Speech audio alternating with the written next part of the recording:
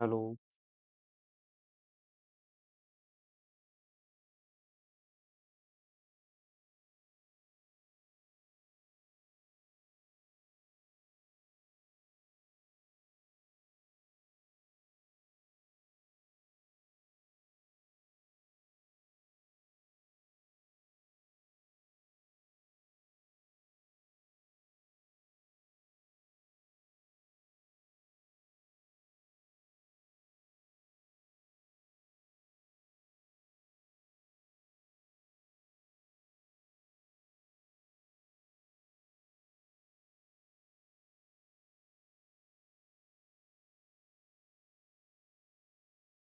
चलिए शुरुआत करते हैं।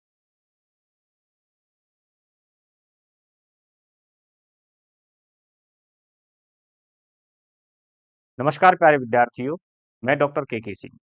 तो आज हम बात करेंगे उत्परिवर्तन के बारे। ठीक है, पिछली क्लास में हम मेंडलिज्म के बारे में बात कर चुके हैं। तो आज अपना टॉपिक है उत्परिवर्तन।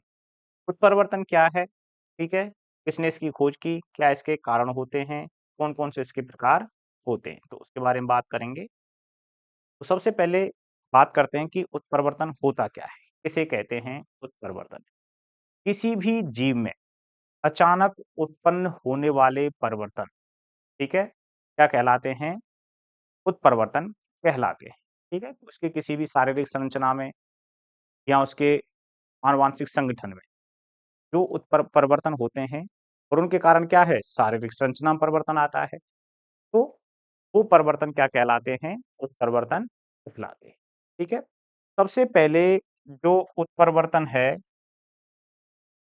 इसके बारे में किसने बताया? जो उत्परिवर्तन शब्द है, किसने दिया था ये? हुगो डी व्रीज ने दिया है। ठीक है, इसके बारे में किसने बताया? सबसे पहले हुगो डी व्रीज ने बताया। और उत्परिवर्तन की इकाई क्या कहलाती है? न्यूट्रॉन कहलाती है। ठीक, और किसी भी जीव के जन्य पदार्थ में अचानक उत्पन्न होने वाले, और ये कैसे होते हैं? वंशानुगत परिवर्तन ऐसे हैं, यानी एक पीढ़ी से दूसरी पीढ़ी में भी जाते हैं। क्या कहलाते हैं? उत्परिवर्तन कहलाते हैं। अब इसके कुछ गुण हैं, ये कैसे हो सकते हैं? प्रभावी, घातक, हानिकारक और सतत। सामान्यतः अधिकांश जो उत्परिवर्तन हैं वो घातक और हानिकारक होते हैं। ठीक है, अब इसी में एक शब्द आता है हॉटस्पॉट। हॉटस्पॉट किसे कहते हैं? परिवर्तन से ही संबंधित है, यानी हॉटस्पॉट कहा जाता है सामान्यतः किसी भी चीज की जहां पाई जाने की संभावना सर्वाधिक होती है, वह स्थान क्या कहलाता है? हॉटस्पॉट कहलाता है। जैसे हम जैसे इंटरनेट के लिए यूज करते हैं ना, जैसे मोबाइल में होता है हॉटस्पॉट, तो हॉटस्पॉट क्या है? एक तरह से कि जिस मोबाइल से हम जो नेटवर्क है उसको दे रहे हैं सामने वाले को, तो वहां से सिग्नल ज्यादा निकल रहे हैं। ठीक है, तो उसके जो नेट है उसका उपयोग कर सकते हैं, तो वो उस इंटरनेट के लिए क्या है? हॉटस्पॉट है। तो उसी तरह से किसी भी जानवर के लिए, किसी भी अभयारण्य में, जंगल में कुछ जगह होती हैं जहां उन जीवों के पाए जाने की संभावना सर्वाधिक होती है, तो वो स्थान उन जीवों के लिए क्या कहलाते हैं? हॉटस्पॉट कहलाते हैं। उसी प्रकार से जो डीएनए है, या कहें कि हम गुणसूत्र में, वह स्थान जहां उत्परिवर्तन की आवृत्ति, या ये कहें कि उत्परिवर्तन के होने की जो संभावना है, वह सर्वाधिक होती है। ठीक है, क्या होती है? डीएनए में या गुणसूत्र में जहां पर उत्परिवर्तन की आवृत्ति सर्वाधिक होती है, वह स्थान क्या कहलाता है? उत्परिवर्तन के लिए हॉटस्पॉट कहलाता है। ठीक है, समझ में आया हॉटस्पॉट? कि किसी भी जो डीएनए या गुणसूत्र है, उसमें जहां पर उत्परिवर्तन होने की संभावना, यानी गुणसूत्र में जो चेंज हो रहा है उसके होने की संभावना ज्यादा है, तो वही स्थान क्या कहलाता है? हॉटस्पॉट कहलाता है। ठीक है, ये तो बात हो गई अपनी मोटी मोटी सी किसके बारे में? उत्परिवर्तन के बारे में। अब हम बात करते हैं कि जो उत्परिवर्तन है वो कौन कौन से होते हैं। सामान्यतः एक नाम दिया जाता है स्वाभाविक उत्परिवर्तन। ठीक है, ये क्या होता है स्वाभाविक उत्परिवर्तन? ठीक, इस प्रकार के जो उत्परिवर्तन है, इनके उत्पन्न होने की जो प्रक्रिया है, ठीक है, ये जो उत्पन्न होते हैं किसी भी जीव में प्रकट होते हैं, उसकी प्रक्रिया कैसी होती है? बहुत धीमी होती है। पहला पॉइंट तो क्या है? कि जो स्वाभाविक प्रकार के जो उत्परिवर्तन होते हैं, उनके होने की जो संभावना है या वो जो प्रकट होते हैं, अपना प्रभाव जो दिखाते हैं, वो कैसे होते हैं? धीरे-धीरे प्रकट होते हैं। इनकी प्रक्रिया कैसी होती है? धीमी होती है। ऐसा नहीं कि एक साथ हो जाएगा, ये कैसे होंगे? प्रोसेस इनकी स्लो रहेगी और इसमें किसी भी कारक का पता नहीं होता है कि जो ये परिवर्तन आया वो किस वजह से आ रहा है, ठीक है? सामान्यतः क्या है भाई, उत्परिवर्तन का पता है भाई किस जीन में, कहाँ पर, किस क्रोमोसोम में परिवर्तन हुआ है, ठीक?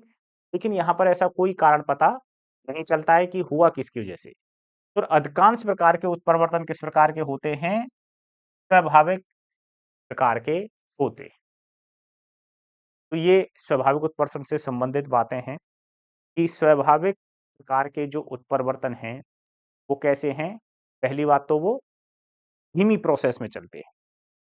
दूसरा है कि जो स्वाभाविक उत्परिवर्तन हैं, इनके निश्चित कारक का पता नहीं होता है। और तीसरा पॉइंट है कि जितने भी प्रकार के उत्परिवर्तन हैं, उनमें से जो अधिकांश प्रकार के उत्परिवर्तन होते हैं, वो स्वाभाविक प्रकार के होते हैं, ठीक? अगला है जीन उत्परिवर्तन। इस जीन उत्परिवर्तन को ही हम क्या कह देते हैं? पॉइंट म्यूटेशन या बिंदु उत्परिवर्तन कहा जाता है। जीन उत्परिवर्तन को ही पॉइंट म्यूटेशन या पॉइंट को क्या बोलते हैं? बिंदु कहते हैं, ठीक है? तो इसी को हम क्या बोलते हैं? बिंदु उत्परिवर्तन कहते हैं। अब इसमें होता क्या है बिंदु उत्परिवर्तन में? नाइट्रोजन क्षारक युग्मों में परिवर्तन के कारण ये होता है। इसके कारण होता है? नाइट्रोजन क्षारकों के कारण होता है। जैसा कि आप जानते हैं कि जब हम डीएनए के बारे में पढ़ते हैं, तो वहीं पर न्यूक्लियोटाइड, न्यूक्लियोसाइड आते हैं, ठीक है? और न्यूक्लियोटाइड की संरचना में एक भाग होता है नाइट्रोजन क्षार। क्या होता है? नाइट्रोजन क्षार। और ये नाइट्रोजन क्षार 2 प्रकार के होते हैं। कौन-कौन से? प्यूरीन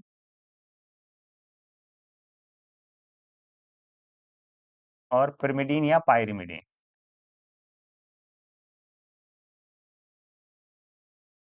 ठीक है?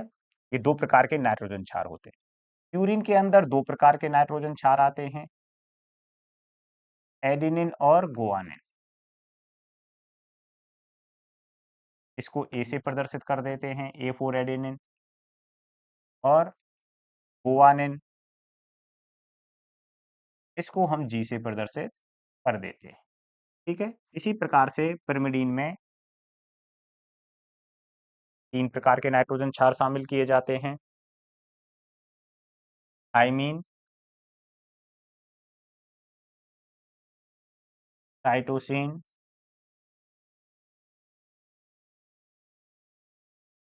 और यूरेसिल।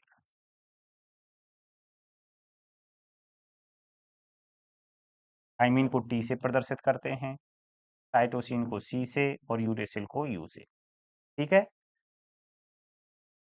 और ये यूरेसिल डीएनए में एब्सेंट होता है, डीएनए में एब्सेंट, आरएनए में प्रेजेंट।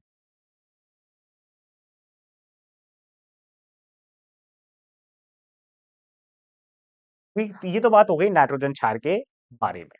तो अब हम क्या बात कर रहे थे कि जो बिंदु उत्परिवर्तन है वो किसमें परिवर्तन के कारण उत्पन्न हो रहा है? नाइट्रोजन क्षारक युग्मों में परिवर्तन के कारण उत्पन्न होता है, ठीक है? तो नाइट्रोजन क्षार आपस में जुड़े रहते हैं, ठीक है? एक प्यूरिन नाइट्रोजन क्षार दूसरे यानी जो ये नाइट्रोजन क्षार हैं क्या करते हैं? आपस में युग्म बनाते हैं। प्यूरिन नाइट्रोजन क्षार, पिरिमिडीन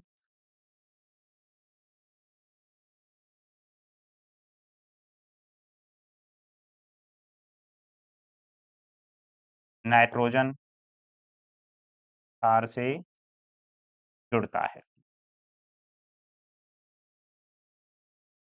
जिसमें एडेनिन थाइमीन के साथ जुड़ता है और गुआनिन साइटोसिन के साथ हाइड्रोजन बॉन्ड के द्वारा जुड़ता है। तो हाँ, यहाँ पर ये क्या बन गए? एक क्षार युग्म है।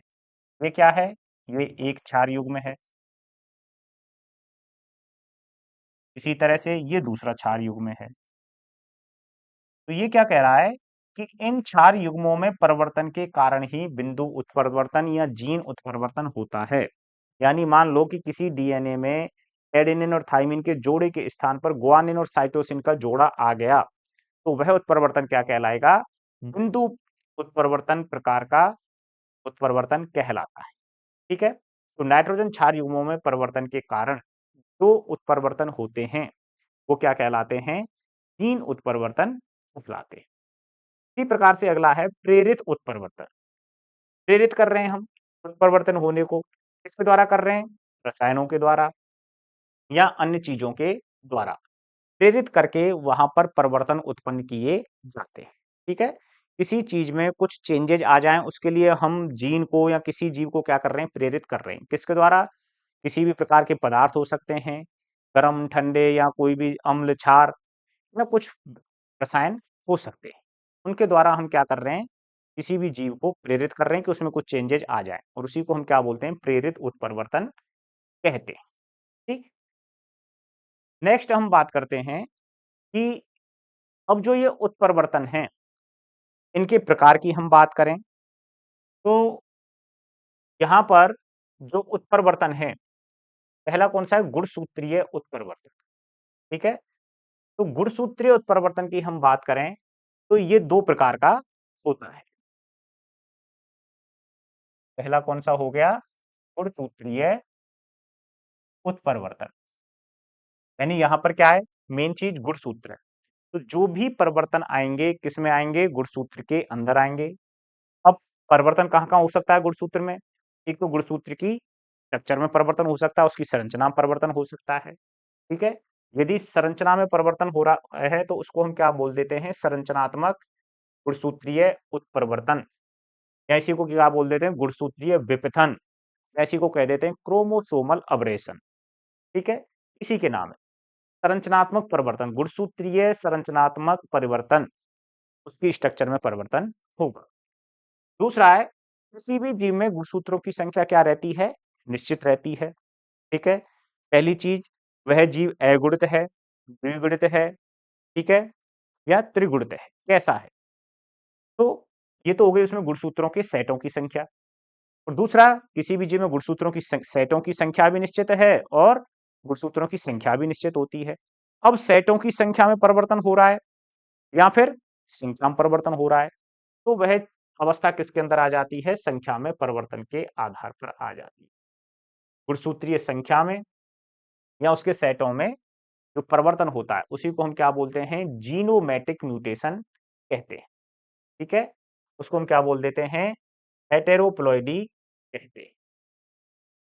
क्या कह रहे हैं इसको? हेटेरोप्लॉइडी। हेटेरोप्लॉइडी।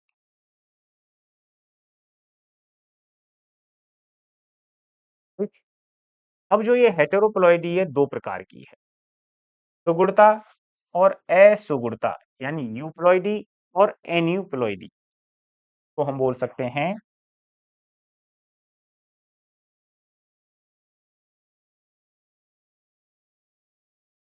यूप्लॉइडी और एन्यूप्लॉइडी।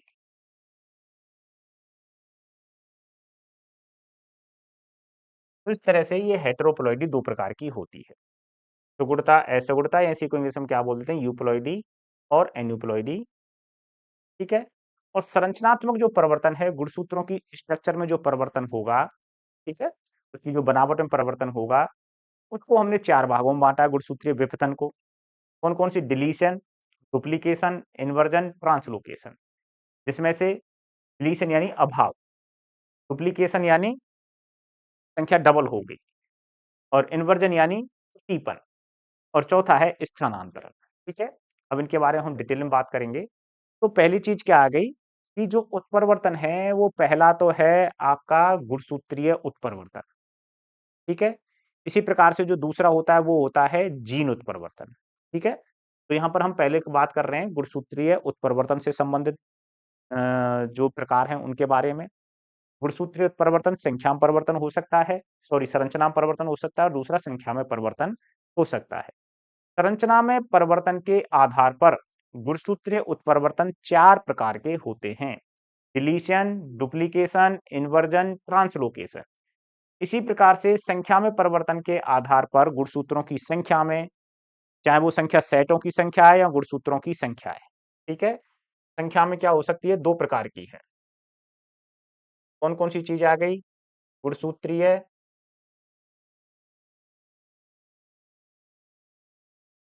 सेट हो सकते हैं, इनकी संख्या में परिवर्तन हो सकता है, और दूसरा गुणसूत्रीय संख्या।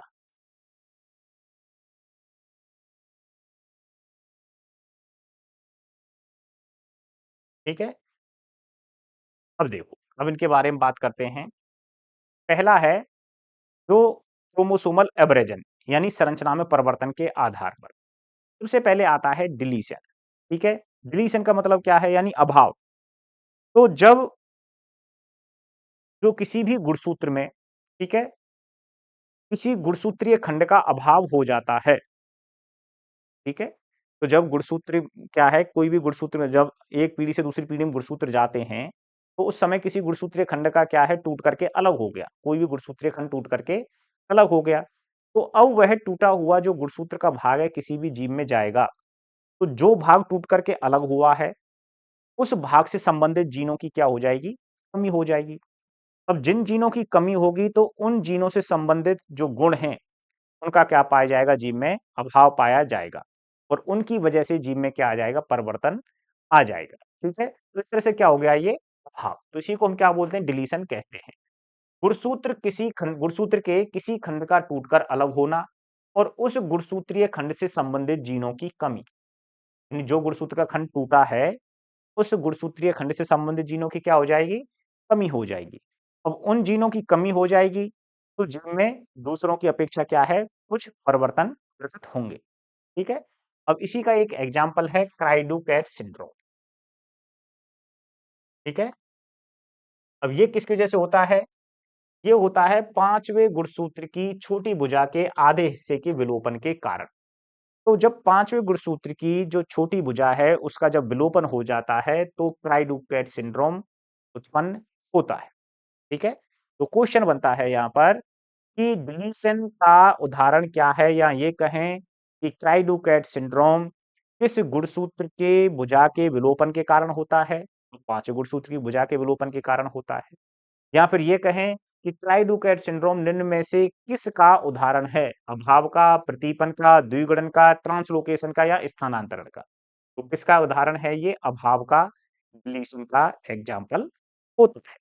ठीक है, तो डिलीशन का मतलब क्या हो गया, अभाव, यानी किसी भी गुणसूत्रीय खंड का टूट करके अलग हो जाना और उस टूटे हुए खंड से संबंधित जीनों की उस जीव में कमी का होना, क्या कहलाता है, डिलीशन या अभाव कहलाता है। दूसरा है डुप्लीकेशन। नाम से ही पता चल रहा है कि गुणसूत्रीय खंडों की संख्या क्या हो रही है, डुप्लीकेट हो रही है, यानी डबल हो रही है, विघटन हो रहा है। ठीक है, तो इसमें क्या होता है कि इसी जीव में समजात गुणसूत्र का कोई जोड़ा टूट करके उस समजात जोड़े पर आ जाता है। ठीक है, जैसे हम बात करें, देखिए यहाँ पर एग्जाम्पल्स के रूप में बात करते हैं हम।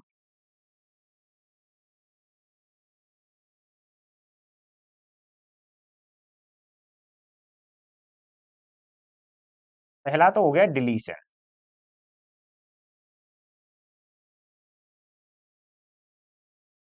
यानी अभाव। इसमें क्या है, कोई भी गुणसूत्रीय खंड टूट करके यहां से क्या हुआ, ये अलग हुआ। अब ये जब अलग हुआ तो ये खंड टूट करके क्या हो गया, अलग हो गया। अब इस गुणसूत्रीय खंड की क्या हो गई, इसमें कमी हो गई। तो अब पहले और दूसरे नंबर का जो भाग है इन जीनों से संबंधित इस जीव में क्या हो जाती है, कमी हो जाती है। इसी को हम क्या बोलते हैं, डिलीशन कहते हैं। दूसरा है डुप्लीकेशन। डुप्लीकेशन में क्या होता है, किसी भी गुणसूत्र में उसके समजात जोड़े का आकर के जुड़ जाना। ठीक है, यहां पर क्या है कि जिस प्रकार से ये क्रोमोसोम है, इसी प्रकार के दूसरा जो क्रोमोसोम था उसका कोई भाग टूट करके यहां पर आ गया और वो जुड़ गया। और जब यहां पर ये जुड़ गया तो ये संख्या 1 1 2 2 3 3 4 4, ये जो जीन हैं ये क्या हो गए, डबल डबल हो गए। ठीक है, यहाँ पर इन जीनों की संख्या क्या हो गई, डबल हो गई, यानी द्विगुणित हो गई। अब ऐसी अवस्था में क्या होता है कि कोई अप्रभावी घातक जीन है, तो वह समयुग्मजीय अवस्था में जब आ जाती है, कौन सी जीन, अप्रभावी घातक जीन, क्योंकि अप्रभावी जो जीन होती, घातक जीन होती है, जब वो समयुग्मजीय अवस्था में आती है तो जीव की मृत्यु का कारण बनती है। तो यहाँ पर क्या हुआ है भाई, ये जीन डबल संख्या में आ गई, बाई चांस यदि यहाँ पर कोई जीन ऐसी घातक जीन है तो वह किस अवस्था में आ जाएगी, समयुग्मजीय अवस्था में आ जाएगी, और समयुग्मजीय अवस्था में आ जाएगी तो जीव का मृत्यु का कारण बनती है। ठीक है, तो ये क्या हो गया यहाँ पर, डुप्लीकेशन। ये किसका उदाहरण है, डुप्लीकेशन। तो जो गुणसूत्र है उसमें उस खंड से संबंधित जीनों की संख्या क्या हो जाती है, डबल हो जाती है। ठीक, अगला है इनवर्जन, यानी जिसको बोलते हैं हम प्रतिपर।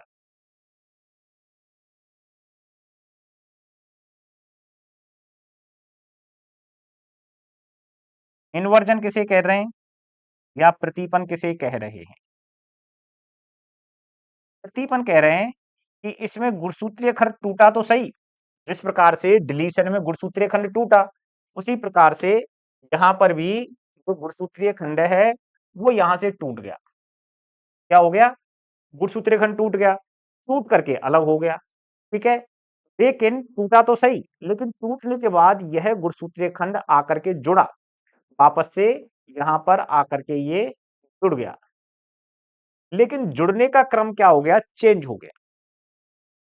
किसी भी गुणसूत्रीय खंड का टूट करके अलग होना और वापस उस गुणसूत्र से जुड़ जाना, लेकिन जुड़ने के क्रम का बदल जाना, क्या कहलाता है, इन्वर्जन या प्रतिपन कहलाता है।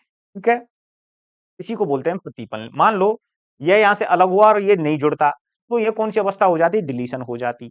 लेकिन गुणसूत्रीय खंड टूटा, अलग हुआ, लेकिन अलग होने के बाद ये वापस जुड़ जाता है। ठीक है, तो यह अवस्था क्या कहलाती है, प्रतिपन कहलाती है। ठीक है, गुणसूत्र के किसी खंड का टूटकर अलग होना या जुड़ना, लेकिन जुड़ने का क्रम क्या हो जाता है, बदल जाता है, क्या कहलाता है ये, इन्वर्जन कहलाता है। तो यहां पर सबसे इंपॉर्टेंट जो कि समझने की जरूरत है जिसमें, वो है ट्रांसलोकेशन। ये क्या होता है, स्थानांतरण। इस तरह से ट्रांसफर होता है ना भाई, किसी चीज का एक स्थान से दूसरे स्थान पर जाना क्या कहलाता है, ट्रांसफर कहलाता है। ट्रांसलोकेशन, स्थिति का बदल जाना, अपनी जगह का, अपनी जगह से किसी चीज का दूसरी जगह पर जाना, स्थिति स्थान परिवर्तन क्या कहला रहा है, ट्रांसलोकेशन कहला रहा है। देखो, इसी गुणसूत्र के एक भाग का कोई भाग टूटा, ठीक है, और दूसरे असमजात गुणसूत्र से जुड़ जाना, क्या कहलाता है, ट्रांसलोकेशन कहलाता है। ठीक है, अब देखो इसको समझते हैं कैसे। असमजात या यहाँ पर हम शब्द यूज कर सकते हैं, विषमजात भी शब्द भी यूज कर सकते हैं। ठीक है, जो आपस में समान नहीं है, समान नंबर के नहीं है, यानी माँ का पहले नंबर का गुणसूत्र, पिता के पहले नंबर का गुणसूत्र आपस में क्या कहलाएंगे, समजात कहलाएंगे। लेकिन पहले और दूसरे नंबर के गुणसूत्रों के बीच में जो संबंध होगा वो क्या होगा, असमजात होगा। ठीक है, अब देखो, अब ये जो ट्रांसलोकेशन है ये भी तीन प्रकार का है। ट्रांसलोकेशन पहली चीज तो हमने बात कर ली, क्या है, असमजात गुणसूत्रों के मध्य गुणसूत्रीय खंडों का आदान प्रदान, तो क्या कहला रहा है, ट्रांसलोकेशन कहला रहा है। लेकिन ये जो ट्रांसलोकेशन है तीन प्रकार का होता है। सबसे पहले सिंपल, दूसरा इंटरस्टिशियल, और तीसरा होता है रेसिप्रोकल। ठीक है, सिंपल में बात करें तो गुणसूत्र का कोई एक भाग टूट करके दूसरे असमजात, इसमें असमजात या विषमजात शब्द जरूर आएगा। ठीक है, क्योंकि जो गुणसूत्र हैं वो अलग अलग हैं, समजात गुणसूत्र नहीं है। समजात गुणसूत्र किन्हें कहते हैं, यानी समान जोड़े के गुणसूत्र, पहले नंबर के जोड़े का गुणसूत्र माँ का, पहले नंबर के जोड़े का गुणसूत्र पिता का, ये दोनों आपस में संतान में आकर के मिलते हैं तो ये क्या कहलाएंगे, समजात गुणसूत्र कहलाते हैं। लेकिन माँ के क्रोमोसोम मान लो दूसरे जोड़े का क्रोमोसोम, पिता के चौथे पांचवें, यानी दूसरे तीसरे के अलावा जो भी एक माँ का है उसका अन्य गुणसूत्रों के जोड़ों के साथ जो संबंध है वो क्या है, विषमजात होता है। ठीक है, तो यहाँ पर जो गुणसूत्रीय खंडों का आदान प्रदान होता है वह असमजात गुणसूत्रों के मध्य होता है। यदि गुणसूत्रीय खंडों का आदान प्रदान जो हो रहा है, कोई भाग टूट करके किस पर जा रहा है, अंतस्थ सिरे पर जाकर के जुड़ रहा है, किनारे पर जाकर के जुड़ रहा है, तो वह क्या कहलाता है, सिंपल ट्रांसलोकेशन कहलाता है। यदि असमजात गुणसूत्र का कोई खंड टूटने के बाद बीच में जाकर के जुड़ता है, मध्य में जाकर के जुड़ता है, तो वह कहलाता है इंटरस्टीशियल ट्रांसलोकेशन। यदि दोनों गुणसूत्रों के मध्य खंडों का आदान प्रदान हो गया, यानी इसका कोई खंड टूटा वो इसके बीच में जाकर के जुड़ गया, तो इसका कोई खंड टूटा वो इसमें जाकर के जुड़ गया, तो वो क्या कहलाता है, रेसिप्रोकल ट्रांसलोकेशन कहलाता है। अब इन तीनों को समझते हैं कैसे, डायग्राम के द्वारा। देखो पहला है सिंपल ट्रांसलोकेशन।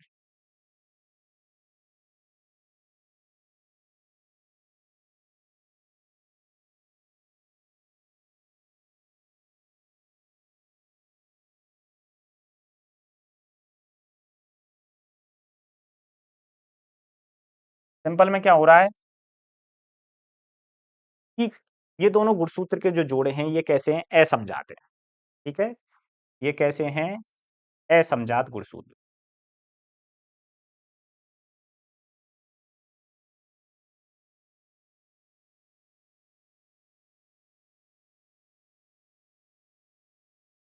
ठीक है, इन असम ये भी असमजात और इधर ये भी असमजात है।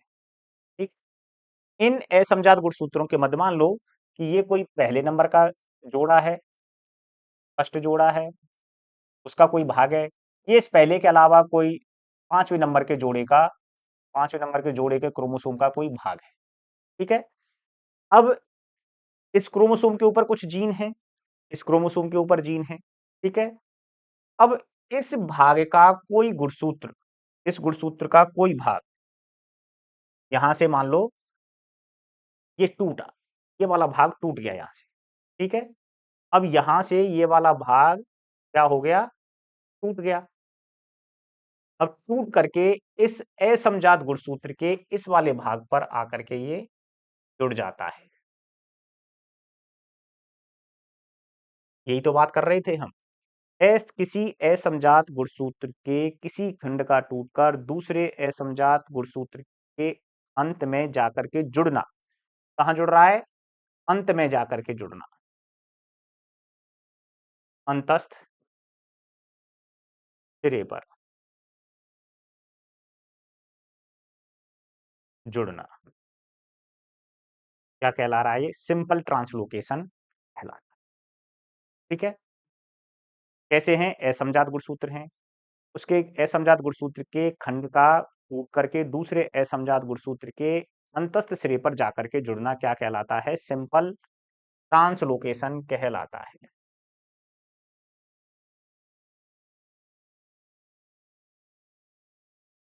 क्लियर। अब है दूसरा इंटरस्टीशियल। ये कैसा है,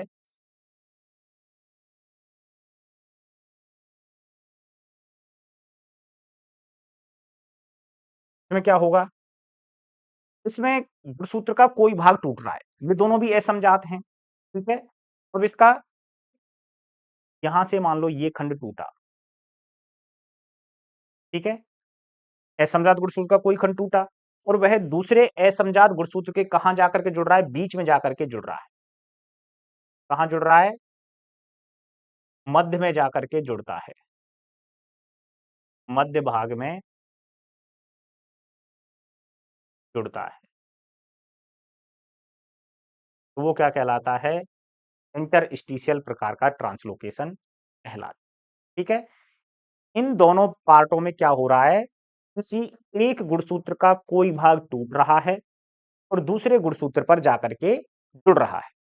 ठीक है, सिंपल और इंटरस्टीशियल में। लेकिन अगला है ये रेसिप्रोकल।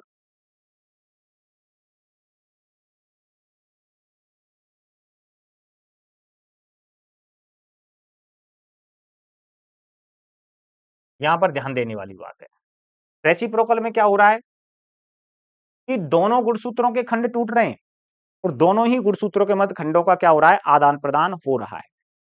ठीक है, कैसे हो रहा है, देखो ये एक गुणसूत्र हो गया, ये दूसरा गुणसूत्र हो गया। लेकिन इन दोनों के मध्य जो संबंध है वो कैसा है? असमजात गुणसूत्र है। कैसे गुणसूत्र हैं ये? असमजात। इसका ये वाला भाग टूटा और इसका ये वाला भाग, ठीक है। अब ये टूट करके तो यहां पर आ गया और उस वाले का ये भाग टूट करके यहां जुड़ गया। तो यहां पर क्या हुआ? दोनों ही गुणसूत्रीय खंडों के मध्य, दोनों असमजात गुणसूत्रों के मध्य गुणसूत्रीय खंडों का आदान प्रदान होता है। यहां दोनों असमजात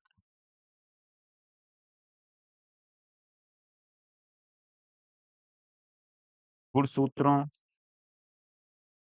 के मध्य गुणसूत्रीय खंडों का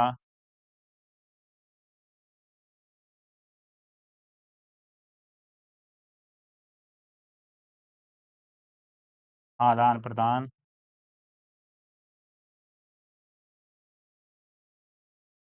होता है, ठीक है। तो दोनों के मध्य क्या रहा? गुणसूत्रीय खंडों का आदान प्रदान होता है और इसी को क्या बोलते हैं? रेसिप्रोकल ट्रांसलोकेशन कहते हैं, ठीक है। अब देखो, अब यहीं पर हम एक अलग टर्म बात करते हैं।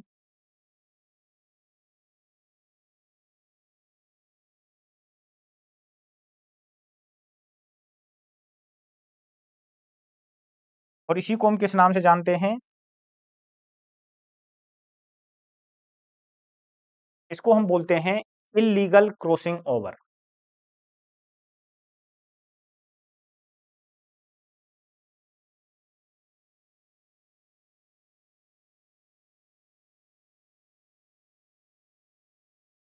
देखो, क्रॉसिंग ओवर किसे कहते हैं फिर?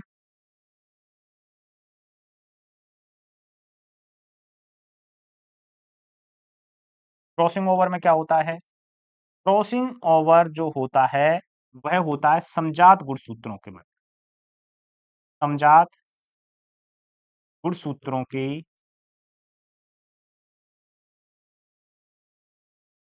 नॉन सिस्टर, समजात गुणसूत्रों की नॉन सिस्टर क्रोमेटिड्स के मध्य गुणसूत्रीय खंडों का आदान प्रदान,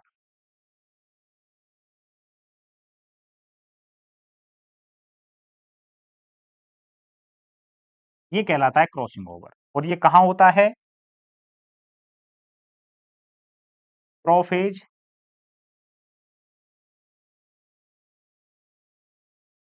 फर्स्ट की पैक्टीन उपावस्था में। कौन सी है ये? पैक्टीन। तो ये बात आपको याद रखनी, ठीक है। ये पैक्टीन।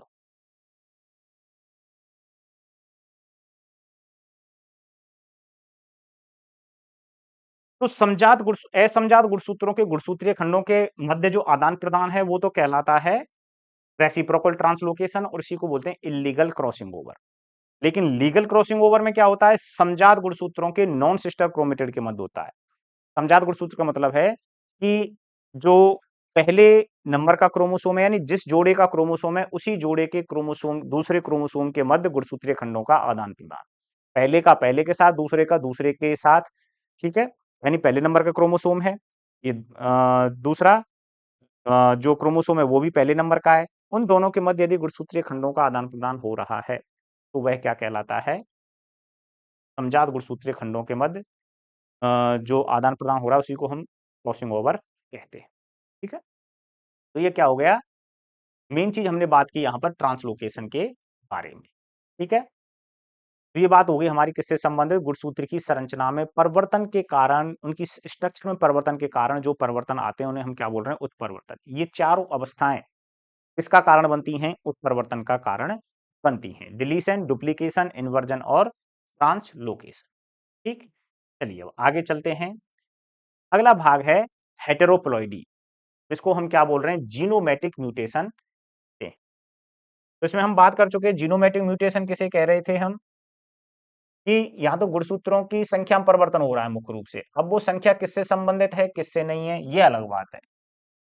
यदि वह संख्या गुणसूत्र के सेटों से संबंधित है तो उस अवस्था को तो बोलते हैं हम हेटेरोप्लॉइडी। यदि वह संख्या गुणसूत्रों की संख्या से ही संबंधित है, नंबर ऑफ क्रोमोसोम से संबंधित है, और वहां नंबर ऑफ सेट से संबंधित है, तो नंबर ऑफ सेट से संबंधित है तो उसे तो बोलते हैं यूप्लॉइडी, और नंबर ऑफ क्रोमोसोम से संबंधित है तो उसे हम बोलते हैं एन्यूप्लॉइडी। ठीक है, तो यूप्लॉइडी किसे कहेंगे, किसी भी जीव में गुणसूत्रीय सेटों की संख्या में परिवर्तन को, किसी भी जीव के अंदर गुणसूत्रीय सेटों की संख्या में परिवर्तन। अब परिवर्तन क्या हो सकता है, कमी भी हो सकती है और वृद्धि भी हो सकती है। कमी या वृद्धि दोनों ही अवस्थाओं को हम क्या कहेंगे, यूप्लॉइडी कहेंगे। ठीक, अब कमी होगी तो क्या कहेंगे, वृद्धि होगी तो क्या कहेंगे। पहली अवस्था बनती है मोनोप्लॉइडी।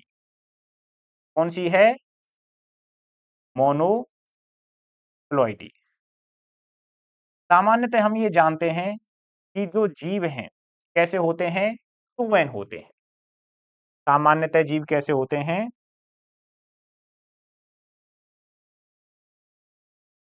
सामान्यतः जीव टू एन यानी द्विगुणित होते हैं।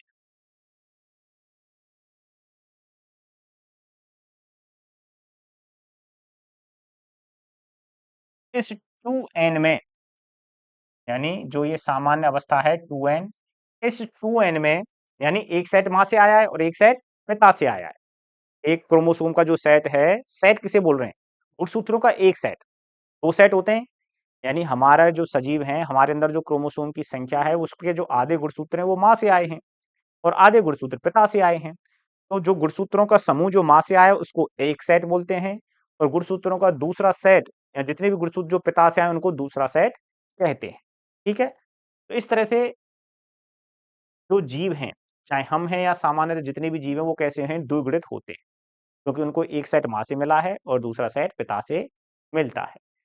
यदि गुणसूत्रों के सेटों की संख्या में कमी हो जाती है, यानी गुणसूत्रों का एक सेट उसमें नहीं है, और वो जीव कैसा रह जाएगा, एन क्रोमोसोम वाला रह जाएगा, इस अवस्था को हम क्या बोलेंगे, मोनोप्लॉइडी। मोनो मीन्स एक, प्लॉइडी माने जो उसके अंदर क्रोमोसोम का सेट है।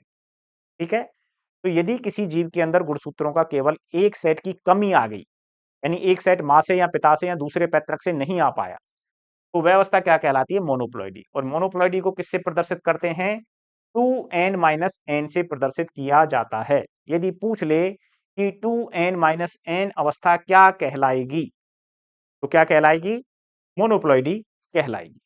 ठीक है, टू एन माइनस एन अवस्था क्या कहलाती है, मोनोप्लॉइडी कहलाती है। इसका अर्थ क्या हुआ कि जीव अगुणित है, ना कि द्विगुणित, क्योंकि एक सेट की क्या है, उसमें कमी है। यहीं पर दूसरी अवस्था बनती है पॉलीप्लॉइडी। ये क्या है, पॉलीप्लॉइडी की बात करें, पॉली मीन्स ज्यादा, ठीक है, डाई का मतलब दो, इसी तो हम डिप्लॉइड बोल रहे थे। अब पॉलीप्लॉइडी में क्या होगा, सामान्यतः जीव टू एन होता है, अब यहां पर टू एन से ज्यादा हो गए, यानी किसी एक पैतृक से एक सेट ज्यादा आ गया, यानी आना चाहिए था एक सेट लेकिन एक सेट और आ गया, या निषेचन के समय एक गुणसूत्र की वो सॉरी एक शुक्राणु जगह दो शुक्राणु प्रवेश कर गए, तो टू एन के स्थान पर वो अवस्था क्या हो जाएगी, टू एन प्लस एन हो जाएगी, यानी ये क्या हो जाएगी, थ्री एन हो जाएगी। तो जो थ्री एन अवस्था बनेगी क्या कहलाएगी, ट्राइप्लॉइडी कहलाएगी। इसी प्रकार से माता और पिता से एक एक सेट एक्स्ट्रा आ गए, तो ये अवस्था क्या हो गई, फोर एन हो गई। तो यह फोर एन अवस्था क्या कहलाती है, टेट्राप्लॉइडी कहलाती है। ट्राइप्लॉइडी और टेट्राप्लॉइडी इसके एग्जाम्पल होते हैं, पॉलीप्लॉइडी के एग्जाम्पल होते हैं। ठीक है, तो ट्राइप्लॉइडी और टेट्राप्लॉइडी दोनों ही किसके एग्जाम्पल हैं? पॉलीप्लॉइडी के एग्जाम्पल होते हैं। जबकि मोनोप्लॉइडी में एक गुणसूत्रों की सेट की क्या पाई जाती है? कमी पाई जाती है, अर्थात जो जीव है वो कैसा होता है? अगुणित होता है। जीव कैसा हो जाता है? अगुणित हो जाता है। ठीक है, ये बात हो गई अपनी यूप्लॉइडी से संबंधित। यूप्लॉइडी में क्या होगा? गुणसूत्र की सेट की संख्या में परिवर्तन होगा और वह सेट की संख्या में कमी भी हो सकती है और वृद्धि भी हो सकती है। मतलब क्या हो रहा है? परिवर्तन हो रहा है। यदि परिवर्तन में संख्या में कमी हो रही तो मोनोप्लॉइडी, संख्या में वृद्धि हो रही है, सेट की संख्या में वृद्धि हो रही है तो पॉलीप्लॉइडी। पॉलीप्लॉइडी में दो अवस्थाएं बनती हैं। ठीक है, इस तरह से पेंटाप्लॉइडी, हेक्साप्लॉइडी भी हो सकते हैं, लेकिन सामान्यतः हम क्या बात कर रहे हैं कि ट्राइप्लॉइडी और टेट्राप्लॉइडी होती है। ठीक है, अब आ जाते हैं दूसरे प्रकार पर, जिसे हम बोल रहे हैं एन्यूप्लॉइडी। क्या कह रहे हैं हम? एन्यूप्लॉइडी। एन्यूप्लॉइडी किसे कहते हैं? यदि किसी जीव में गुणसूत्रों की संख्या में कमी या वृद्धि, ठीक है, जैसे हम बात करें हर एक प्राणी में, हर एक जीव में गुणसूत्रों की संख्या क्या होती है? फिक्स होती है, निश्चित होती है। ठीक है, जिनमें से आधे गुणसूत्र माता से आते हैं और आधे गुणसूत्र पिता से आते हैं। ठीक है, प्रत्येक सेट में गुणसूत्रों की संख्या फिक्स होती है, निश्चित होती है। जैसे हम बात करें मनुष्य की, तो मनुष्य में गुणसूत्रों की संख्या कितनी होती है?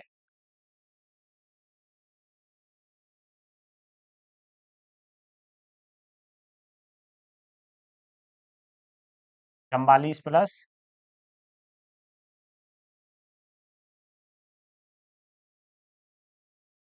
एक्स वाई होती है, यानी इक्वल टू 46 हो गई। गुणसूत्र संख्या कितनी हो गई? 46 हो गई। अब इस 46 जो संख्या है, इसमें कमी हो जाती है या वृद्धि हो जाती है, तो वह अवस्था क्या कहलाएगी? एन्यूप्लॉइडी कहलाएगी। हम बात कर रहे हैं गुणसूत्रों की संख्या में, और यहां पर बात कर रहे थे सेटों की संख्या में। ठीक है, यहां क्या बात करें हम? सेटों से संबंधित नहीं है। अब हम बात कर रहे हैं कि जो जितने टोटल गुणसूत्र हैं उसकी संख्या में कमी हो रही है या वृद्धि हो रही है। जैसे मनुष्य में गुणसूत्रों की संख्या है 46, अब उस 46 में संख्या 46 से अधिक हो गई या कम हो गई, तो वह अवस्था क्या कहलाएगी? एन्यूप्लॉइडी कहलाएगी। अब ये जो एन्यूप्लॉइडी है, ये दो प्रकार की है। कौन कौन सी? एक है हाइपो एन्यूप्लॉइडी। कौन सी है? Hypo aneuploidy.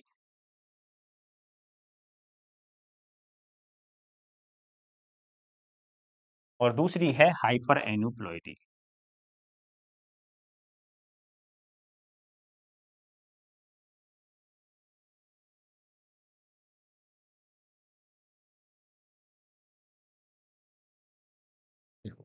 हाइपो मीन्स कम और हाइपर माने ज्यादा। हाइपो मीन्स यानी यदि गुणसूत्रों की संख्या में कमी होती है, ठीक है, तो इसको हम क्या बोलेंगे?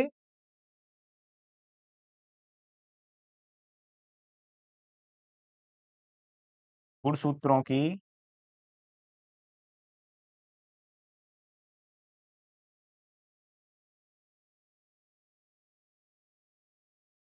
संख्या में कमी क्या कहलाती है? हाइपो एन्यूप्लॉइडी कहलाती है। और गुणसूत्रों की संख्या में वृद्धि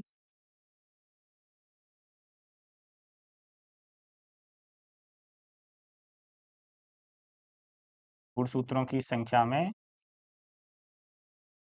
वृद्धि क्या कहलाती है? हाइपर एन्यूप्लॉइडी कहलाती है। ठीक है, अब देखो, हाइपो एन्यूप्लॉइडी यानी गुणसूत्रों की संख्या में कमी हो रही है। हमें पता है कि सामान्यतः 2n गुणसूत्र होते हैं। ठीक है, और 2n का मतलब हर एक प्राणी के लिए अलग है। ठीक है, जैसे हम बात करें यहां पर,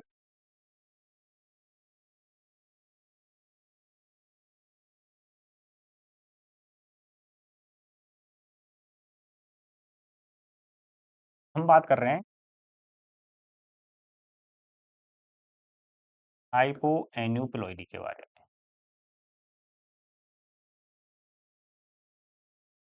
इससे पहले हम बात करें कि 2n इज इक्वल टू, ठीक है, अब मनुष्य में बात करें हम, मनुष्य में 2n इज इक्वल टू कितना होता है? 46 हो गए। ठीक है, वहीं हम स्वैम्प बफेलो में बात करें,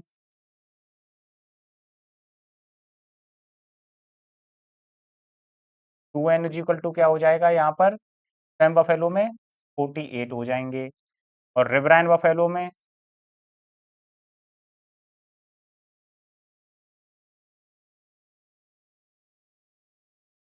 2n इक्वल टू 50 हो जाएंगे। ठीक है, तो इस तरह से अलग अलग जानवरों में 2n का मतलब अलग अलग होता है। तो हाइपो में हम बात कर रहे हैं कि हाइपो का मतलब क्या हो गया, कमी। तो गुणसूत्रों की संख्या में क्या होगी, कमी होगी। यदि 2n में से कम हो गए -1, तो यदि हम मनुष्य के लिए बात करें, इसका मतलब क्या हो गया कि जो 46 हैं उनमें से एक क्रोमोसोम क्या हो गया, कम हो गया। इसका मतलब मनुष्य में कितने क्रोमोसोम हो गए, 45, संख्या में कमी हो गई। ठीक है, अब मान लो इस तरह से हमने लिख दिया 2n-2, तो 46 माइनस 2 हो गए, तो कितने क्रोमोसोम रह गए, 44 रह गए। अब इस 2n माइनस को इस तरह से भी लिख सकते हैं, 2n-1 इज इक्वल टू, यहाँ पर भी क्या है, 40-1 इज इक्वल टू 44।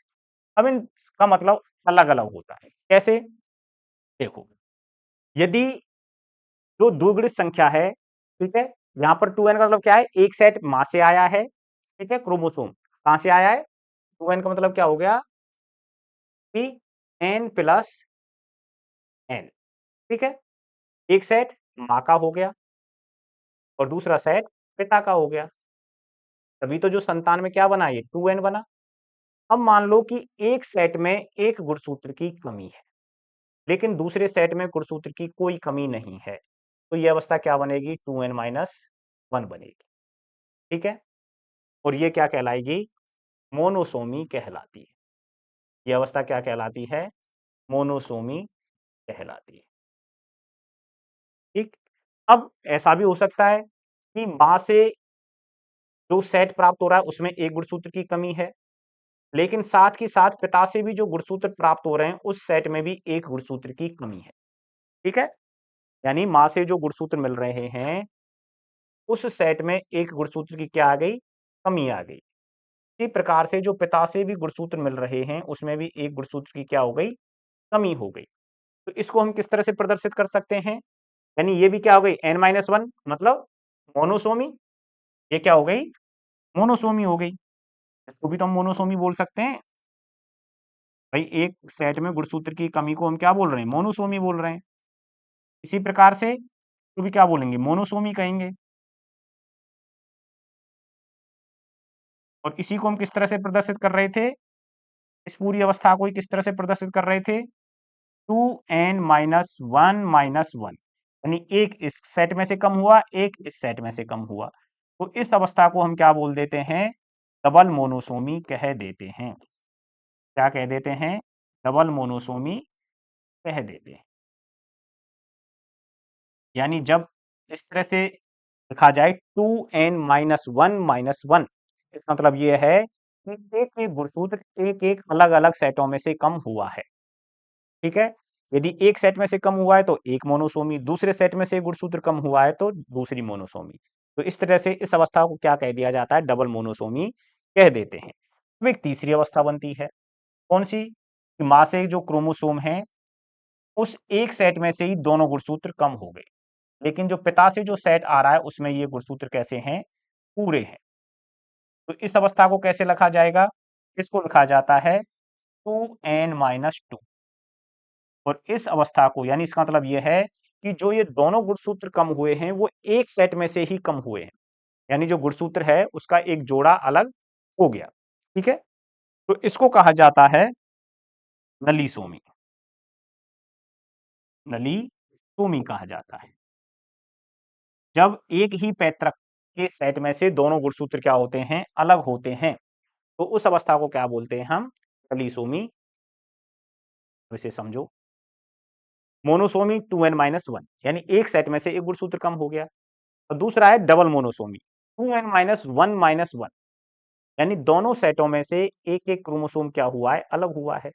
नलीसोमी यानी एक सेट में से ही दोनों गुणसूत्र गए हैं, तो इस अवस्था को क्या बोल देते हैं हम, नलीसोमी कहते हैं। इसी प्रकार से ये तो हो गई हाइपो एन्यूप्लॉइडी। यहां पर क्या हो रहा है, गुणसूत्रों की कमी हो रही। तो हाइपो एन्यूप्लॉइडी की 3 अवस्थाएं होती हैं। कौन कौन सी? मोनोसोमी, डबल मोनोसोमी और नलीसोमी। ठीक है, ये जितनी भी सोमी है किससे संबंधित है? हाइपो एन्यूप्लॉइडी से संबंधित होती हैं, यानी गुणसूत्रों की संख्या में कमी यहां पर आती है। अगला है ट्राइसोमी, डबल ट्राइसोमी और टेट्रासोमी। यहां पर गुणसूत्रों की संख्या में वृद्धि हो रही है।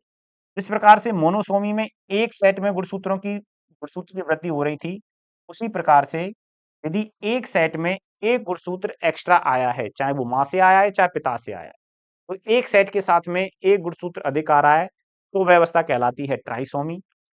2n+1+1, इसका मतलब है एक गुणसूत्र मां से एक्स्ट्रा आया है, ठीक है, और दूसरा गुणसूत्र पिता से एक्स्ट्रा आया है, तो यह अवस्था कहलाती है डबल ट्राइसोमी। और यदि एक ही पैतृक से दोनों गुणसूत्र आ गए, यानी उनका एक जोड़ा आ गया, तो वो क्या कहलाता है? टेट्रासोमी कहलाता है। ठीक है, तो ये ट्राइसोमी, डबल ट्राइसोमी और टेट्रासोमी किसके एग्जाम्पल हैं? हाइपर एनाप्लॉइडी के एग्जाम्पल होते हैं। अब देखो इनको इस तरह से समझो आप। देखो, मोनोसोमी में क्या है? एक सेट में एक गुणसूत्र की कमी। ठीक है, तो इसका मतलब क्या हो गया? हम इसको इस तरह से n-1, इसको इसी तरह से प्रदर्शित कर रहे थे, 2n-1 इससे प्रदर्शित कर रहे थे। इसका मतलब इस तरह से कर सकते हैं,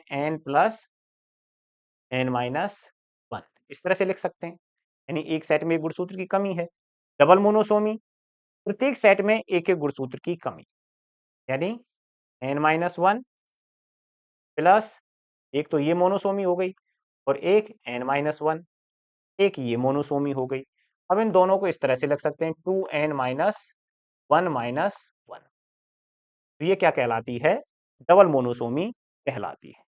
और एक समजात गुणसूत्रीय जोड़े या दो गुणसूत्रों की कमी, ठीक है, वो क्या कहलाती है? नलीसोमी कहलाती है। ठीक है, इसको हम इस तरह से लिख सकते हैं, n-2 + n is equal to 2n-2, यानी एक ही पैतृक से दोनों गुणसूत्रों की कमी हमें प्राप्त हो रही है।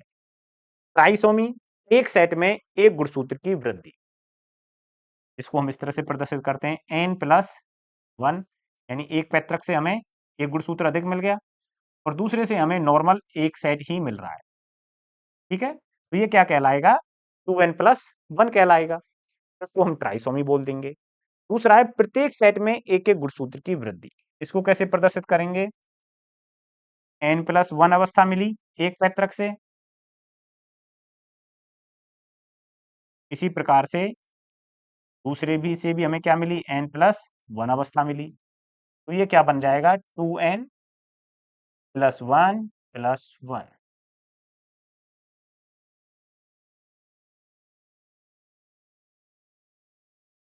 तो ये क्या कहलाती है? यह अवस्था डबल ट्राइसोमी कहलाती है।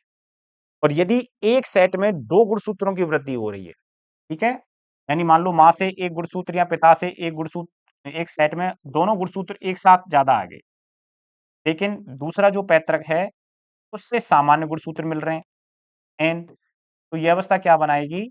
2n+2 अवस्था कहलाती है। ठीक है, और इसी को हम क्या बोलते हैं? टेट्रासोमी कहते हैं। ठीक, तो इस तरह से ये होती हैं हाइपोएन्यूप्लॉइडी और हाइपर एन्यूप्लॉइडी। तो इस तरह से हमने गुणसूत्र के गुणसूत्रीय संरचनात्मक परिवर्तन और जीनोमैटिक परिवर्तन या म्यूटेशन के बारे में हमने, हेट्रोप्लॉइडी के बारे में हमने बात की। ठीक है, तो अगला जो प्रकार है वो है जीन म्यूटेशन। ठीक है, तो जीन म्यूटेशन क्या है, किस तरह से होता है? तो जीन म्यूटेशन मुख्य रूप से दो प्रकार का होता है। एक है प्रतिस्थापन, पहला प्रकार कौन सा हो गया? प्रतिस्थापन। और दूसरा प्रकार होता है फ्रेम शिफ्ट म्यूटेशन। ठीक है, तो जीन म्यूटेशन के कौन कौन से प्रकार हैं? एक तो होता है प्रतिस्थापन और दूसरा होता है फ्रेम शिफ्ट म्यूटेशन। अब देखो प्रतिस्थापन में क्या होता है? प्रतिस्थापन यानी किसी एक के स्थान पर दूसरे का आना, क्या कहलाता है? प्रतिस्थापन कहला रहा है। तो इसमें एक नाइट्रोजन क्षार हमने बात की थी वहां पर प्यूरिन और पिरिमिडीन की, ठीक है। प्यूरिन के प्रकार अलग हैं, पिरिमिडीन के अलग हैं। Adenine, guanine, thymine, cytosine, uracil, ठीक है। प्यूरिन के कौन कौन से थे? Adenine, guanine. और पिरिमिडीन के कौन से थे? थाइमिन, साइटोसिन और यूरेसिल। एक नाइट्रोजन क्षारक का अन्य नाइट्रोजन क्षारक द्वारा विस्थापन, ठीक, तो क्या कहलाता है? प्रतिस्थापन कहलाता है। और इस प्रतिस्थापन का एग्जाम्पल क्या है? सिकल सेल एनीमिया प्रतिस्थापन का ही एग्जाम्पल होता है। यहां पर भी एक नाइट्रोजन क्षारक दूसरे नाइट्रोजन क्षारक के द्वारा बदल दिया जाता है, इसकी वजह से सिकल सेल एनीमिया होता है, ठीक है। अब यह जो प्रतिस्थापन है ये दो प्रकार का होता है, ठीक। देखो इस तरह से हम देख सकते हैं। हम बात कर रहे हैं अभी प्रतिस्थापन के बारे में।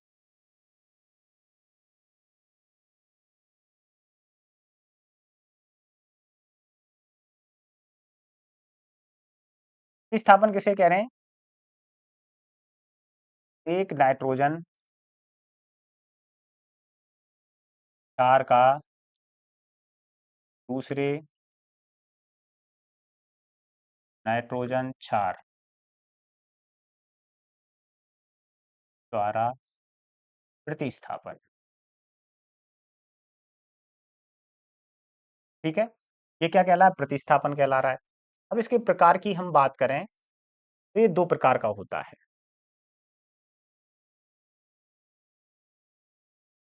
ठीक है। एक है इसमें ट्रांजिशन और एक है ट्रांसवर्जन, ठीक है। दोनों में अंतर क्या है? ट्रांजिशन में प्यूरिन का अन्य प्यूरिन से, यानी सेम नाइट्रोजन क्षार का सेम नाइट्रोजन क्षार के द्वारा क्या होगा? एक्सचेंज होगा, ठीक है। और दूसरे में प्यूरिन का पिरिमिडीन से चेंज होता है, ठीक है। ट्रांजिशन और ट्रांसवर्जन के बारे में बात करें हम इस तरह से, देखो।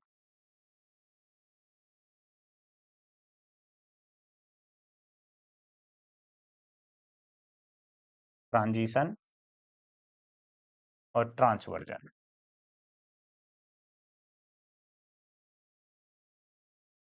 देखो इसमें क्या होगा?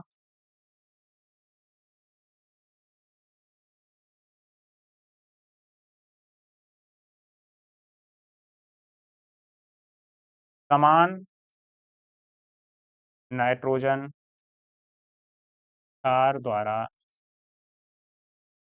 प्रतिस्थापन क्या कहलाता है? ट्रांजिशन कहलाता है। और असमान नाइट्रोजन क्षार द्वारा प्रतिस्थापन ट्रांसवर्जन कहलाता है। जैसे हम बात करें यहां पर कि प्यूरिन है, प्यूरिन के कौन कौन से होते हैं? एडेनिन होता है और गुआनिन होता है, ठीक है। तो एडेनिन जो प्यूरिन क्षार है, ठीक है, एडेनिन का गुआनिन द्वारा प्रतिस्थापन,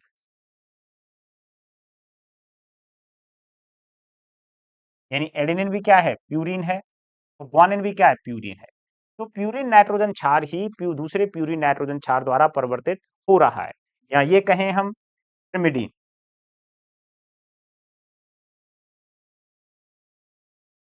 पिरिमिडीन के कौन कौन से होते हैं? थाइमीन, साइटोसिन, यूरेसिल, ठीक है। तो इनमें से किसी एक का दूसरे नाइट्रोजन क्षार द्वारा, किसका? लेकिन पिरिमिडीन का ही, थाइमीन का साइटोसिन या यूरेसिल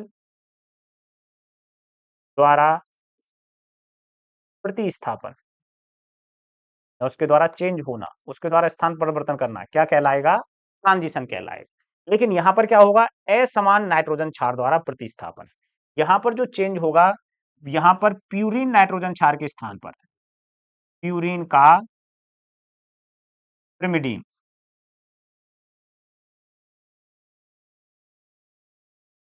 द्वारा प्रतिस्थापन, या पिरिमिडीन का प्यूरिन द्वारा प्रतिस्थापन, यानी एक के स्थान पर दूसरा नाइट्रोजन क्षार आ जाता है। इसका मतलब ये हुआ कि एडेनिन के स्थान पर कौन सा आएगा, यानी pyrimidine का कोई सा भी, चाहे तो थाइमिन आएगा, चाहे साइटोसिन आएगा, चाहे यूरेसिल आएगा, कोई ना कोई सा pyrimidine नाइट्रोजन क्षार आएगा। ठीक है, तो ये क्या कहलाएगा, ट्रांसवर्जन प्रकार का प्रतिस्थापन कहलाएगा। ठीक है, तो यही बात हम कर रहे हैं, प्यूरिन का अन्य प्यूरिन से या pyrimidine का अन्य pyrimidine से विस्थापन क्या कहलाता है, ट्रांजिशन कहलाता है, संक्रांति प्रकार का प्रतिस्थापन कहलाता है। यदि प्यूरिन का pyrimidine से होता है और pyrimidine नाइट्रोजन क्षार का प्यूरिन से होता है, तो वह क्या कहलाता है, अनुपथन या ट्रांसवर्जन प्रकार का जीन म्यूटेशन प्रतिस्थापन कहलाता है। ठीक है, इनके एग्जाम्पल हैं, इसमें कौन कौन कर सकता है, ईएमएस और एमएमएस। ठीक है, एथिल मैथिल सल्फोनेट और मैथिल मैथेन सल्फोनेट। ठीक, ये इस तरह का प्रतिस्थापन करवाते हैं। फ्रेम शिफ्ट म्यूटेशन किसे कहते हैं, फ्रेम शिफ्ट म्यूटेशन में क्या होता है, कुछ रसायनों द्वारा, ठीक है, एक या दो नाइट्रोजन क्षारों का या तो जोड़ दिया जाता है या हटा दिया जाता है। इसके द्वारा कुछ रसायनों के द्वारा कुछ नाइट्रोजन क्षारों को जोड़ दिया जाता है या हटा दिया जाता है। अब उससे क्या होता है, उससे पूरी जो श्रृंखला है, ठीक है, इस तरह मेनली क्या है कि जो एमआरएनए होता है, ठीक है, उसमें कोडोन श्रृंखला होती है। ठीक है, एमआरएनए की क्या होती है, कोडोन श्रृंखला होती है, यानी मैसेंजर आरएनए होता है। और वो क्या करता है, मैसेज किस चीज के लिए देता है, सेल्स के लिए प्रोटीन सिंथेसिस के लिए मैसेज देता है। अब उसमें यदि एक नाइट्रोजन क्षार चेंज हो जाएगा तो उससे क्या है, कोडोन चेंज हो जाएगा, कोडोन चेंज हो जाएगा तो प्रोटीन का निर्माण है वो भी चेंज हो जाएगा।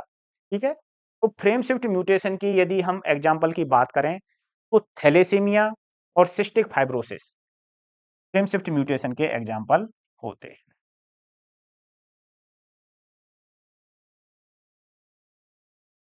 थैलेसेमिया और सिस्टिक फाइब्रोसिस।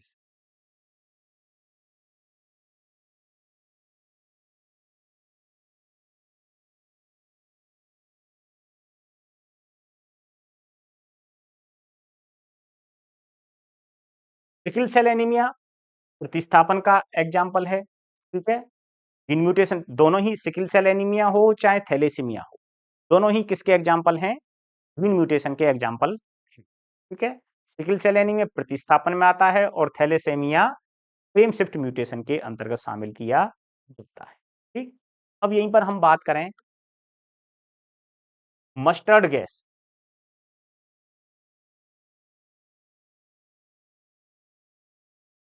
जो मस्टर्ड गैस है, यह सबसे पहले खोजा गया केमिकल म्यूटाजन है। सर्वप्रथम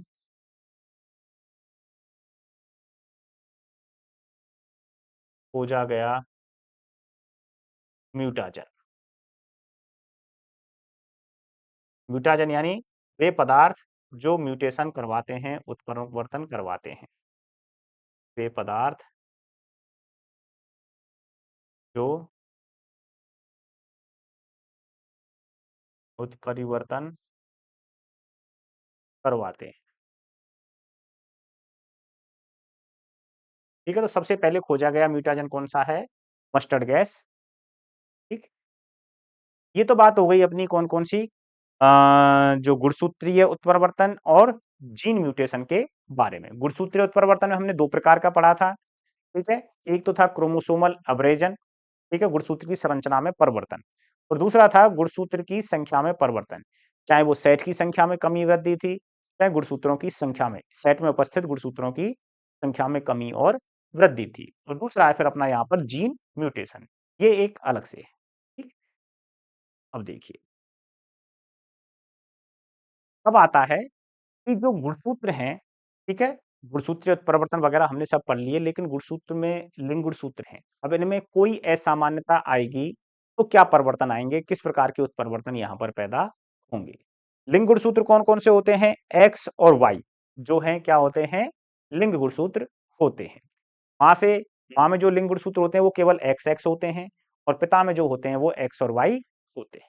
ठीक है, अब गुणसूत्रीय असामान्यता में हम बात करें पहला आता है इसमें क्लाइनफेल्टर सिंड्रोम, दूसरा है टर्नर सिंड्रोम, तीसरा है सुपर मेल और चौथा है सुपर फीमेल। ठीक है, गुणसूत्रों की संख्या की बात करें तो इनमें जो कायिक गुणसूत्र हैं, क्योंकि हम क्या पढ़ रहे हैं, लिंग गुणसूत्रों की असामान्यता। ठीक है, लिंग गुण जो भी परिवर्तन होगा वो कहां होगा, लिंग गुणसूत्रों में होगा, यानी एक्स और वाई में ही परिवर्तन होगा। जबकि कायिक गुणसूत्र हैं, यहां पर यहां कायिक गुणसूत्र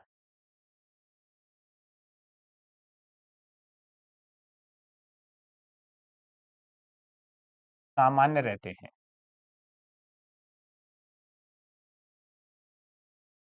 यानी कायिक गुणसूत्रों में किसी भी प्रकार का परिवर्तन नहीं आ रहा है, सभी में 44 44 44 है, जैसा कि आप देख पा रहे हैं। परिवर्तन कहां आएगा, केवल और केवल लिंग गुणसूत्रों में आएगा। अब देखो लिंग गुणसूत्रों में जो परिवर्तन आ रहा है वो किस किस तरीके से आ रहा है। पहला है क्लाइनफेल्टर सिंड्रोम। इसमें क्या है कि एक एक्स गुणसूत्र की क्या है, यहां पर अधिकता है। क्या है यहां पर, एक्स गुणसूत्र की अधिकता, एक्स गुणसूत्र की अधिकता।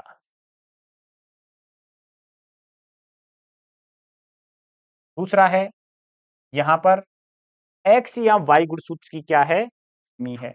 ये कह सकते हैं लिंग गुणसूत्र की कमी, लिंग गुणसूत्र की कमी हो गई यहां पर। और यहां पर क्या आ जाएगा, वाई गुणसूत्र की अधिकता।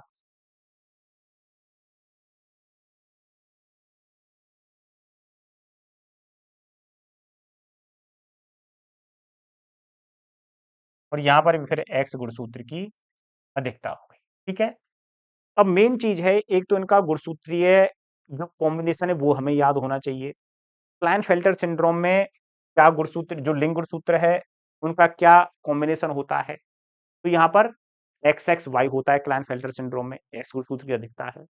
टर्नर सिंड्रोम में एक लिंग गुणसूत्र की कमी पाई जाती है, यानी केवल एक एक्स गुणसूत्र उपस्थित होता है, दूसरा नहीं होता है।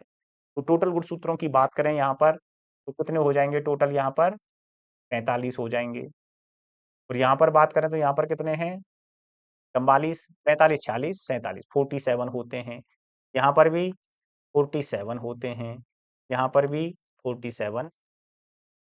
ठीक है, लेकिन टर्नर सिंड्रोम में कितने हैं, एक गुणसूत्र की, जो गुणसूत्रों की संख्या में कमी आ जाती है। अब हम जो देखते हैं सुपर मेल, सुपर मेल में दो वाई गुणसूत्र आ रहे हैं।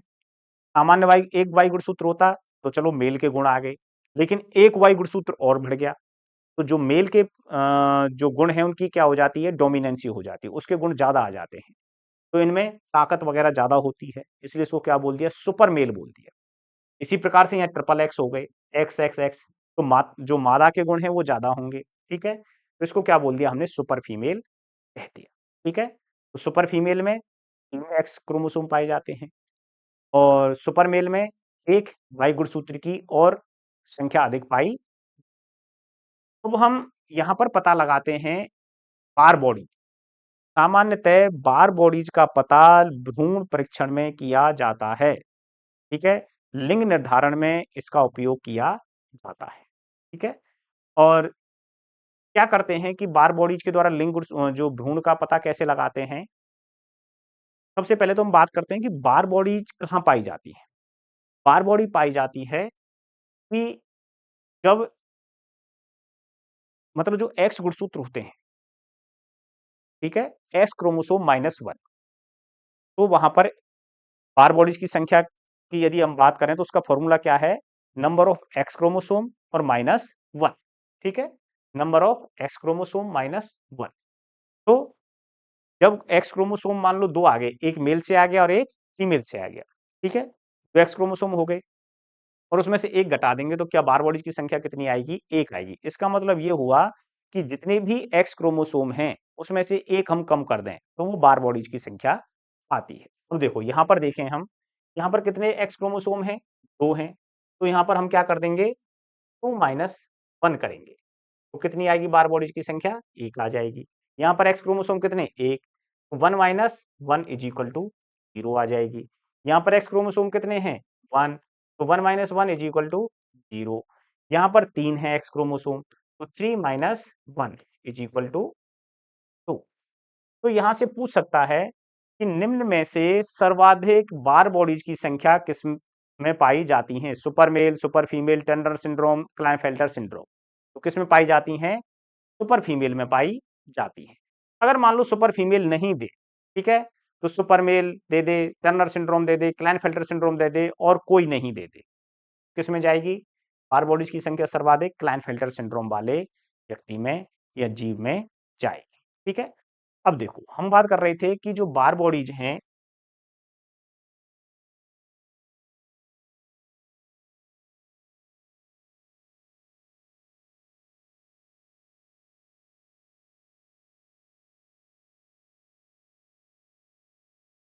बार बॉडी का उपयोग किसमें करते हैं? भ्रूण परीक्षण में। भ्रूण परीक्षण में किया जाता है। ठीक है, अब जिस तकनीक का उपयोग करते हैं, तकनीक कौन सी होती है? एमनियोसेंटेसिस। एमनियोसेंटेसिस।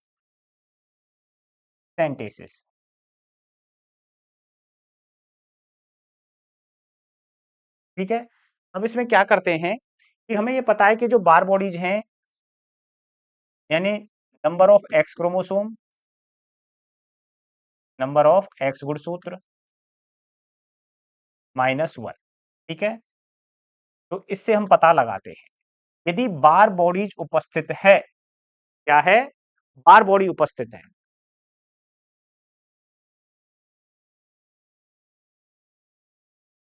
बार बॉडी उपस्थित है, तो इसका मतलब वो क्या होगा? मादा होगा वह जीव। और यदि बार बॉडी अनुपस्थित है,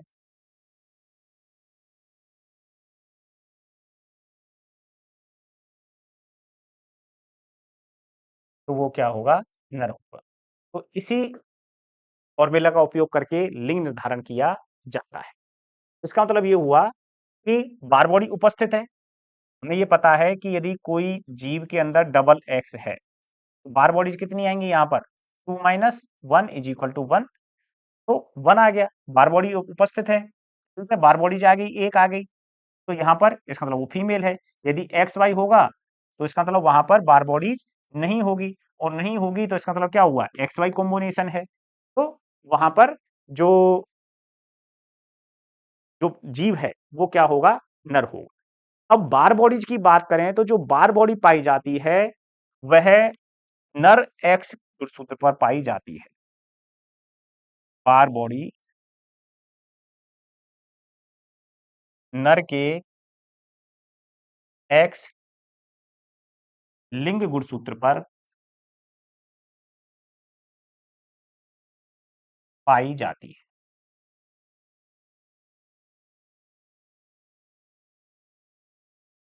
ठीक है,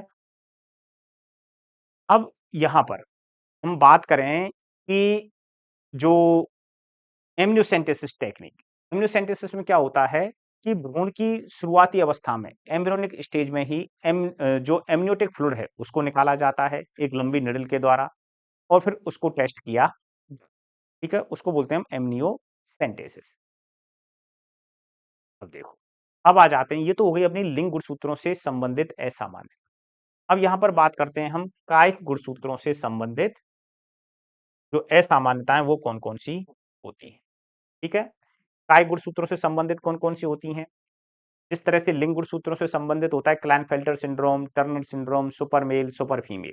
ठीक है, अब कायिक गुणसूत्रों से संबंधित की हम बात करें तो यहां पर पाए जाते हैं पटाव सिंड्रोम, एडवर्ड सिंड्रोम और डाउन सिंड्रोम। अब यहां पर जो परिवर्तन आता है वो कौन से नंबर के कायिक गुणसूत्रों में आता है?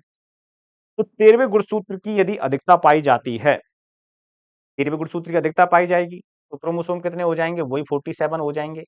ठीक है, यदि 18वें गुणसूत्र की अधिकता पाई जाएगी तो एडवर्ड सिंड्रोम पाया जाएगा। यदि 21वें गुणसूत्र की अधिकता पाई जाएगी तो वहां पर डाउन सिंड्रोम होता है। ठीक है, तो यहां पर आपको ये याद रखने हैं। ठीक है, PAD पटाओ, P A for Edward, D for down. तो पटाओ यानी पैड में 13, 18 और 21वें नंबर के गुणसूत्र की अधिकता पाई जाती है। ठीक है? क्या है यहाँ पर केवल और केवल अधिकता है। जबकि हमने एक पढ़ा था क्राइडुकैट सिंड्रोम, वहाँ पर जो 5वें नंबर की गुणसूत्र था, काई गुणसूत्र था, उसकी छोटी भुजा के विलोपन के कारण उत्पन्न हो रहा था। लेकिन यहाँ पर क्या है? अधिकता है। पटाव सिंड्रोम, एडवर्ड सिंड्रोम और डाउन सिंड्रोम। 13वें नंबर पटाव सिंड्रोम, 18वें नंबर एडवर्ड सिंड्रोम और 21वें नंबर के गुणसूत्र की अधिकता है तो वो डाउन सिंड्रोम में आता है। ठीक है? तो इस तरह से लिंग गुणसूत्रों की असामान्यता और काय गुणसूत्रों की असामान्यता पाई जाती है। ठीक है? तो इस प्रकार से यहाँ पर अपना आज का उत्परिवर्तन से संबंधित जो टॉपिक है, वो समाप्त होता है। ठीक है? आज के लिए इतना ही। Thank you.